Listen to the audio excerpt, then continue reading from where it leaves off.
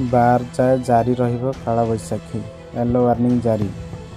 आसंता 12 तारिख पर्यंत राज्य में कालबैशाखी जनित वर्षा जारी रहिब।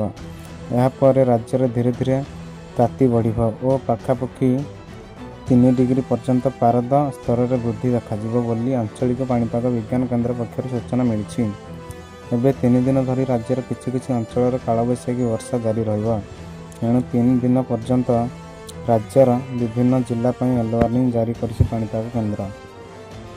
पाणीपाग केन्द्र सूचना मुताबिक आसंता 24 घंटा मध्य राज्यर विभिन्न जिले बिजुली घड़घड़ी सह कालबैशाखी वर्षा हेब। विशेषकर बालेश्वर, भद्रक, जाजपुर, केन्द्रापड़ा, कटक, जगतसिंहपुर, गजपति, गंजाम, खोर्धा, पुरी, नयागढ़, कंधमाल, अनुगुल, केन्दुझर और मयूरभंज आदि जिले में बिजुली घड़घड़ी सह वर्षा होइपारे और 30 ରୁ 40 किमी बेगर पवन बहिब बोली पूर्वानुमान कराଯାଇଛି।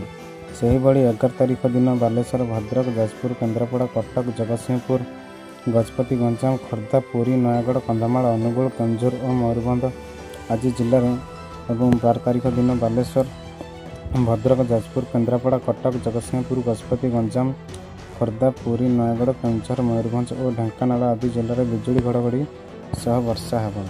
यही 2 दिन मध्य पवनर बेग 30 ରୁ 40 किमी रहिब।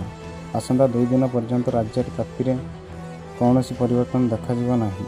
यापर धीरे धीरे पारद स्तर में वृद्धि परिलक्षित हेब और परवर्ती दिनगुड़िकर तापमात्रा 3 डिग्री पर्यंत वृद्धि पाइब बोली आंचलिक पाणीपाग विज्ञान केन्द्र पक्षर कहुଯାଇଛି।